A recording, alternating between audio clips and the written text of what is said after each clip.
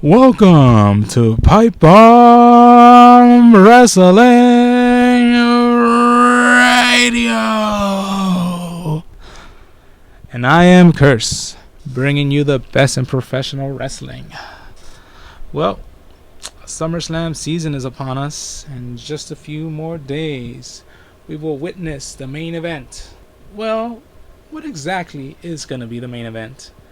Will it be Seth Rollins versus John Cena in a title unification bout, which will include the WWE World Heavyweight Championship and the United States title? Or will it be the revenge for the streak match between The Undertaker and Brock Lesnar? If you were to ask me, WWE seems to be marketing more and advertising more the Lesnar versus Taker encounter, so I'm thinking that will probably be the main event. But it just won't be one pay-per-view that'll be celebrated at the Barclays Center over that weekend. No, sir. They will also have an NXT Takeover special. And me being in the festive mood, I've been watching old SummerSlams of yonder days past. I decided this show will be dedicated strictly to predictions. If I have extra time, if I feel like doing it, I might give you a little bit extra insight, other stories that are going on, maybe a commentary by me. But for now, we're just going to run down some predictions. I'm going to tell you who I think is going to win. And if I have the time to offer insight, well, of course I will. So, for NXT TakeOver Brooklyn, obviously the card's subject to change. It's not written in stone, but the matches, and this will include some certain dark matches, because I don't think they'll be able to cram these many amount of matches in one sitting or in 1 2-hour block. But anyways, I'm just gonna run down dark matches included, and I'm gonna give you who I think will win. Hideo Itami is set to appear, maybe to introduce Jushin. I don't know. Charlotte versus Becky Lynch versus Emma versus Dana Brooke. Seems like we're gonna have a 4-way. I would want to have a 4-way with them. Well, maybe not Dana Brooke. She kind of looks like a fish, like she's missing her rainbow scales or whatever. But if I had to put one of them over, or if who I think is gonna get booked to go over, I'm thinking it's probably gonna be Dana Brooke. Just because they seem to be high on her, and I'm thinking, yeah, she will win. They need heels. Actually, no, the NXT locker room. Let's say Charlotte, and Becky Lynch, Sasha. Let's say they just start competing for Raw exclusively. That really does put a drought on the amount of female talent they have. That worries me a bit. I've kind of got a few ways, to incorporate the females into the main show as well, which I might talk about it later. But it's the fact that it's a really heel-dominated roster right now. I mean, if we were to just include Eva, Dana, Alexa Bliss, who do you have as faces? It's pretty much Bayley. It's Bayley and Carmella. That's it. It's kind of not that good. Not that good. You need more talented females.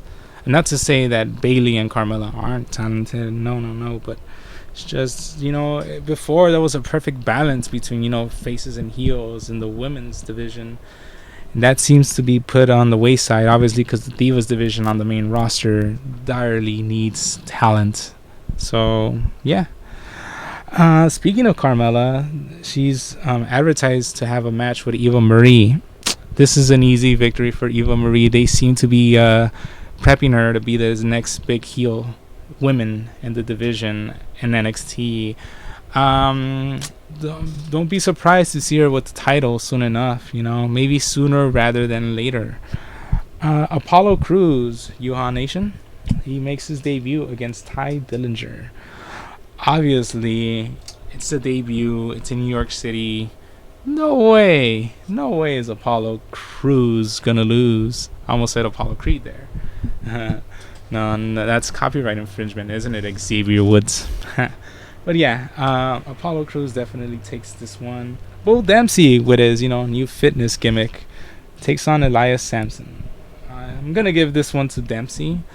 I really do think, I don't know what they're doing with his character, but I really do think that it's probably the best they could do with him. No, I can't even force myself to say that. Obviously, they gave him the silly character to help, kind of improve his range and the way he kind of is as a performer. We have so many of the typical burly, I'm just this ass kicking machine, Rusev. Yeah. I guess they're going somewhere different with Bull Dempsey's character. I mean, with Joe there, Bull Dempsey kind of became redundant to begin with. So I understand why they would just, go with that. Samoa Joe against Baron Corbin. Holy shit. Baron Corbin is going to get the booing of a lifetime in Brooklyn. But, I'm gonna go with Joe, but then again, I wouldn't be surprised if Corbin maybe cheated to win. Yeah, Corbin will probably cheat to win, which will solidify him even more as a heel. Because I mean, just saying it that he's in it for the money isn't, it's like, nah, there's still people fawning over him, women. But yeah, I'm thinking Baron Corbin will take this one. Jushin Thunder Liger versus Tyler Breeze. Holy shit. Another excellent match. I'm hoping Tyler Breeze loses and this is his send-off to the main roster. Then again, that's probably not the best thing that could happen to him. But yeah, I don't see it. Similar to Johan Nation, I just don't see Jushin Thunder Liger debuting and losing. NXT Women's title match. Bayley versus Sasha Banks. Yeah, I think it's Bayley's time to get the title. Sasha had a nice run, but I'm thinking I think it denigrates the title, her having it and being on the main roster and, taking, a potential pinfall loss, or even just having one of her cohorts take a pinfall loss. It just brings down the prestige of the NXT title. They need to get it out of there as soon as possible before, you have, I don't know, a Bella beater or anything, something like that. Not that it would happen. NXT Tag Team title match. The Vaudevillains versus Blake and Murphy. I want to see the Vaudevillains win just to have them film these vignettes. Them celebrating in Coney Island, yeah, I just want to see them win because of that. Not to mention that it would be a good pop. I think they missed out on having a much more relevant tag team to go against Blake and Murphy, especially that they were kind of feuding with them as well. Obviously, I'm talking about Enzo and Cass, but it's the booking. I'm not gonna write off the booking. For all I know, they probably have bigger plans for Enzo and Cass that whole weekend. And no, I don't think they're going to show up at SummerSlam, but maybe the Raw after. It's a definite, perhaps. And finally, the main event, the NXT Championship ladder match. Kevin Owens versus Finn Balor. Balor takes it. There's no way that Owens would win the title again. Only scenario I could probably see happening is maybe Itami attacks Balor and costs him the match, and then you have this storyline that's a shades of gray. Itami gets revenge on Balor because the guy that attacked Itami and put him out of that triple threat, 2 takeovers ago, was Finn Balor. Maybe Finn Balor, under the influence of the demon, did this to Itami. So I could see that happening and having, Owens win the title because Owens, he really badly needs the title. Maybe set up this feud with Cesaro and have Cesaro be the first guy to go back down to the roster and win the NXT title. But it's fantasy booking. That's more fantasy. I think they're just going to go more for the straight and narrow. Balor takes it. And that, of course, concludes Brooklyn NXT TakeOver. Now we're gonna head over checking the Pipebomb-o-matic for the match card. at SummerSlam 2015. And before I begin with SummerSlam 2015, I'm kind of disappointed. Well, no, I'm happy and yet I'm disappointed. I'm looking forward to the card. And yes, I am happy that it's been extended to 4 hours. It just brings that much more prestige and importance to the to the pay-per-view. But at the same time, I'm kind of disappointed. You know, you guys had SummerSlam these last 6 years in Los Angeles, and not once did we ever get an extended pay-per-view, 4 hours long. Not, you know, we never kind of got that. We never, you know, and we never got that prestige. You know, when New York, you have ESPN showing up, the coach. I mean, geez, Staples Center is located right across ESPN, and I guess it had something to do with the new deal they recently signed. You know, but still, I see it more as an East Coast bias. That's the true thing in sports, ladies and gentlemen. And if you only follow sports entertainment and not sports, then you need to look that up. Because it is real. It does happen. That's the reason why some games right here on the West Coast start at, you know, in the early morning. Because, you know, they want people on the East Coast to watch them on the afternoon. It's a known fact. Anywho, let me run down the card for ya. Dolph Ziggler with Lana versus Rusev with Summer Rae singles match. I'm kind of shocked. I could have sworn they would have probably done like a mixed tag match. You know, I think, you know, a good way to promote SummerSlam would be the debut of Lana wrestling. Just have, you know, just, I'm pretty sure that would get a few, you know, ears perked among other body parts. The fact seeing Lana in wrestling gear, I think they're missing the boat on that. But, you know, I'm not booking the show. I still think Ziggler will take it. There's no other, you know, Ziggler will take it. Or at the very least, Lana will get revenge for whatever happened, you know. Team Bella, the Bella Twins and Alicia Fox versus Team Bad, Naomi, Sasha Banks, and Tamina versus PCB, Paige, Charlotte, and Becky Lynch. It's a 3-team elimination match now. This is elimination. I'm thinking now that it's elimination, I could see probably Team Bad could probably take it. I've heard other people come up with really good ideas. For instance, one of my cohorts, David, the wrestling guy, he suggested Sasha.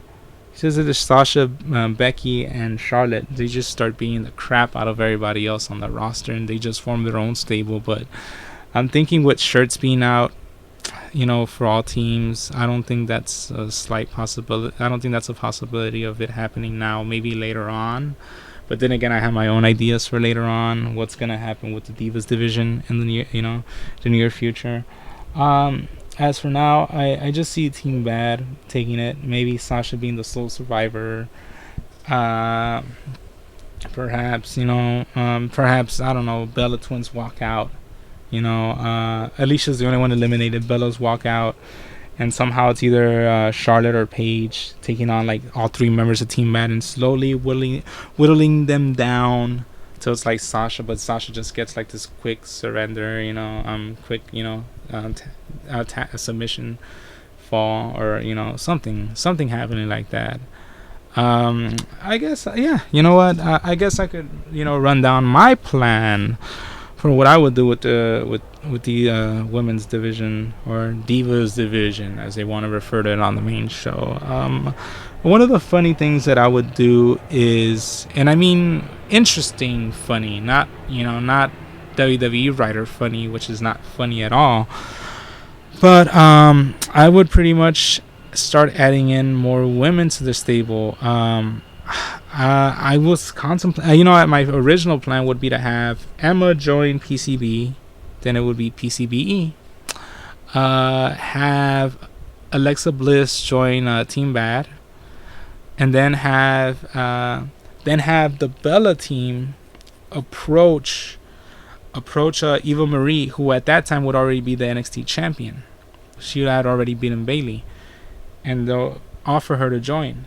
Eva Marie tricks them by, I don't know, Bailey is really impressionable. Maybe she convinces Bailey to go to this arena, and that's where she winds up with Team Bella.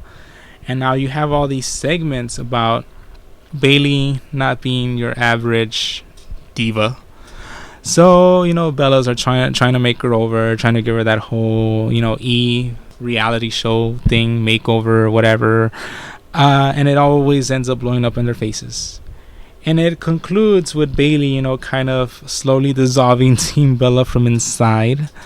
Maybe even having her get the title away from them, But in hindsight, I think that's the best route. Because I was thinking instead of Alexa Bliss, maybe you would have Eva Marie join Team Bad with the title. But then it just goes back to that, that previous complaint I had, a few minutes ago about the NXT title. Being inside a team on Raw, it just denigrates the title. So I think it's better to just keep it out of the picture and have, Eva Marie just dominate NXT. And, when the Bellas approach her, she's like, I'll join your team. But, she just tricks Bailey into joining the team. And that's a good way to introduce Bailey to the roster.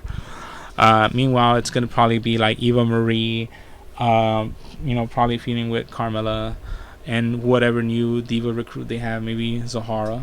I don't know. I want to see Zahara wrestle. I mean, I've seen enough of her, to know that I want to see her wrestle.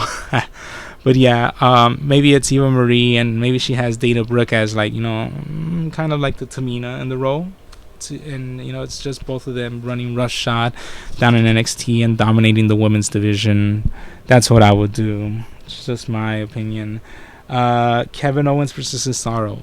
Holy crap. Literally, Brooklyn will not contain the awesomeness, and the internet will probably not contain the awesomeness. I will give this one to Cesaro. You know what? I'm going to give this one to Cesaro. I think Owens, I hate to say it, I was one of those people that hated Cena winning the feud against Owens, but Owens seems to have recovered well. And recovered well in his, in his ability to retain heat.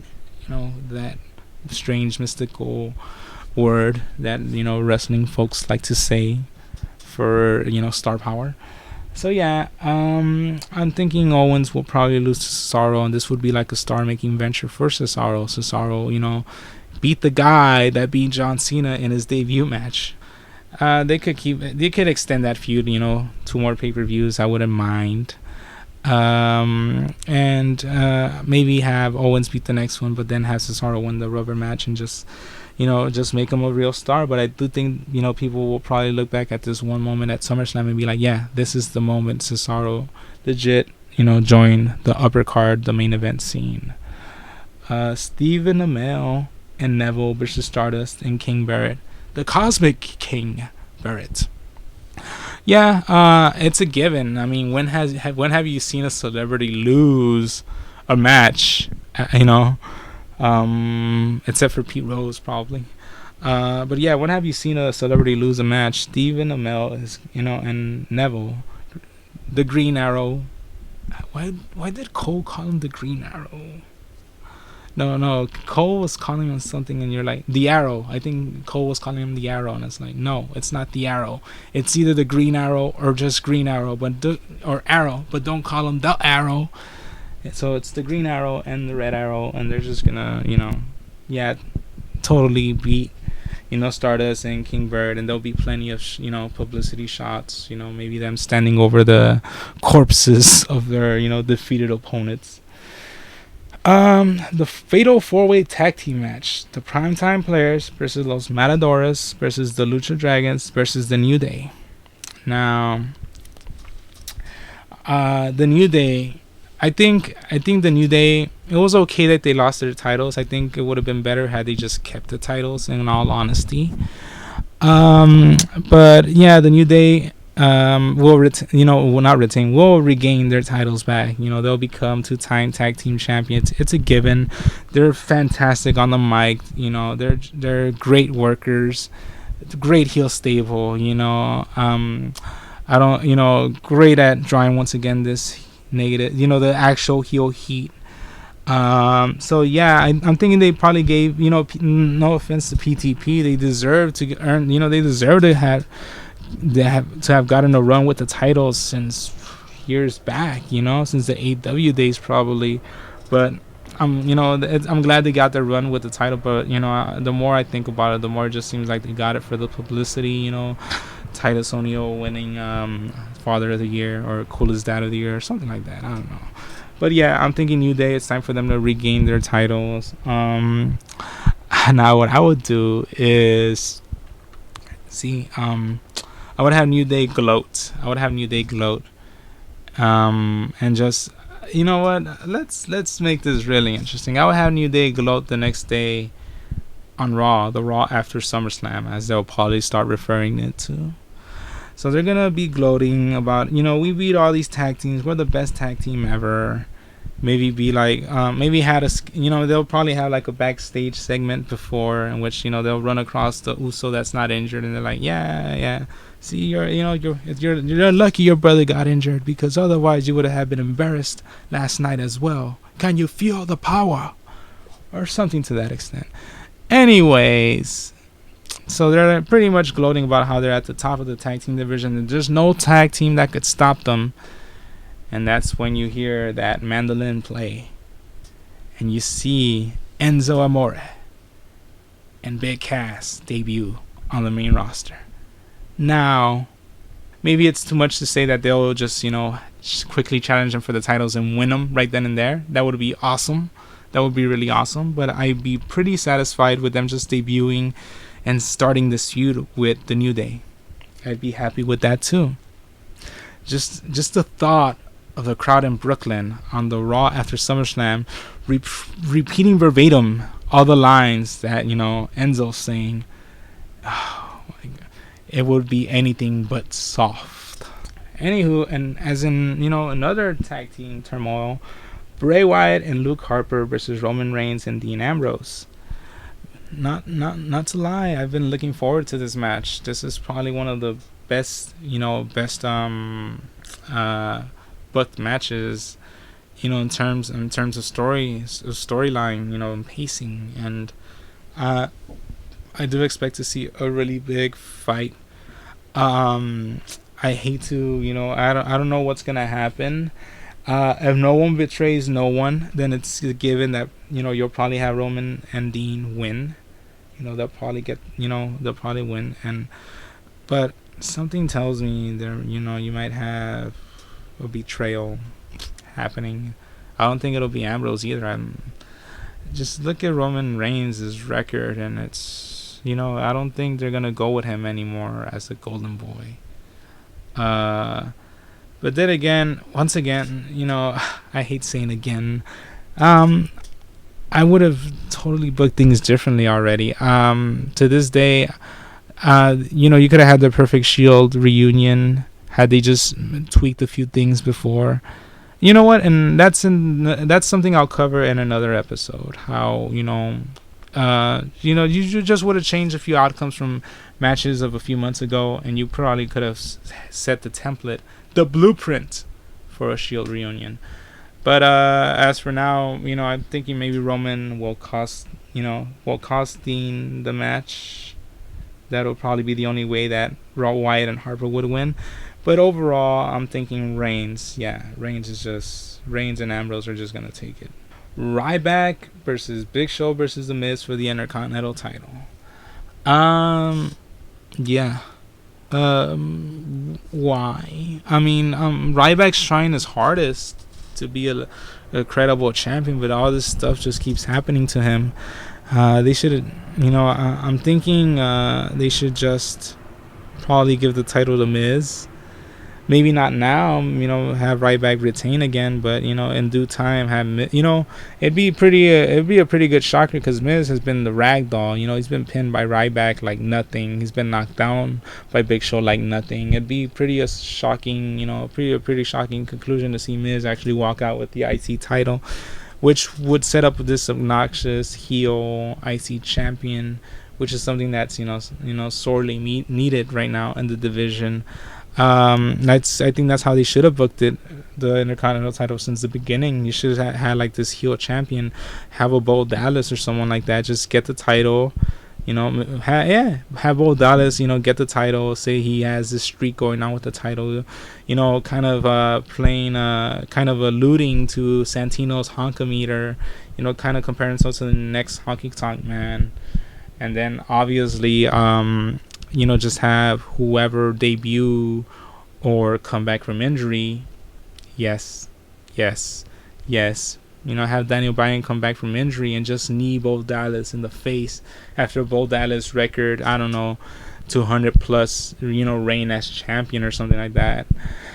That would have been a great moment, but as of now, they went with Ryback, and it just hasn't been pain. It just hasn't been pain in returns. I'm thinking they probably made a mistake with that. So yeah, just change it. Go give it to Miz. But I'm thinking their Rybacks will probably retain at this event, SummerSlam. Randy Orton versus Sheamus. Yeah, Randy Orton's gonna win. Randy Orton's gonna win. It's a given. There's this I think there's this kind of weird thing with Randy Orton. If Randy Orton beats you at a pay-per-view, at a major pay-per-view, more than likely you're gonna probably cash in your briefcase at the end of that night. It's I think that's what's gonna happen with Sheamus. So WWE United States Champion John Cena versus WWE World Heavyweight Champion Seth Rollins. I'm thinking either two things need to happen. Either John Cena has to turn heel, which will never happen, but that's the only way that he would actually be, him winning the title would actually make sense in Brooklyn, because he's gonna get booed regardless. Might as well have him turn heel, get the loudest boos of the night, just get booed so badly that other crowds won't even think not to boo him anymore, or no, not boo him anymore, to just pretty much encourage, the lashing of the boos will be so badly that he's gonna get booed everywhere. Even previous towns that were kind of 50-50, sometimes 70-30 in support of Cena, not anymore. Either that's gonna happen, or you'll have Rollins win. Rollins will, hoist both titles up. Sheamus cashes in under word of Triple H. You turn Rollins face. Rollins is a face United States champion. Sheamus is your WWE World Heavyweight Champion. That's the new chosen guy. That could also work as well. Cena could probably, be written off for a few months. He direly needs to maybe have, I don't know. It's a really sketchy situation after that. But it would have made a lot more sense, had someone else replace Sheamus and cash it in on Rollins. But that's for another episode. Finally, the main event: Brock Lesnar versus The Undertaker in a singles match. Taker has been acting heelish. I will acknowledge that. You don't kick a man in the nads, Taker. You've probably been taking them Bobby Hill classes. Let go of my purse. But I'm thinking, regardless of that, heel Undertaker is best for business. I hate to say that line, but it's best for business. And either you'll either have Brock retain, or you'll have Taker retain, but you'll have Sting appear, because the only way Taker will win is through an act of injustice. That's the only way Taker will win this match.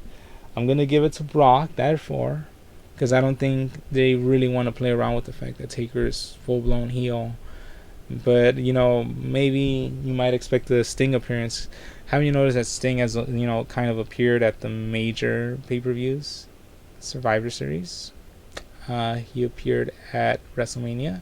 He's gonna appear at SummerSlam. He's appearing at all the big ones. Other than that, I'm just gonna quickly run down my choices again. So I went with Brock. Randy, Rollins, Ryback, Reigns and Ambrose, The New Day, Stephen Amell, Neville, Cesaro, Team Bad, and Dolph Ziggler. Those are my choices for that. Now, if I consult a Pipebomb-o-matic, going back to the NXT pay-per-view, my choices were Dana Brooke. I forgot this match. Enzo Amore, Big Cass, and the Hype Brothers versus Jason Jordan, Chad Gable, Dash Wilder, and Scott Dawson. I think that's going to be a dark match, and obviously Enzo and Big Cass are going to win that. So, yeah, there's going to be a dark match, though. It's not going to be highlighted, so, that whole Raw thing is still going to happen. Trust me. No, don't trust me. It's just pure speculation.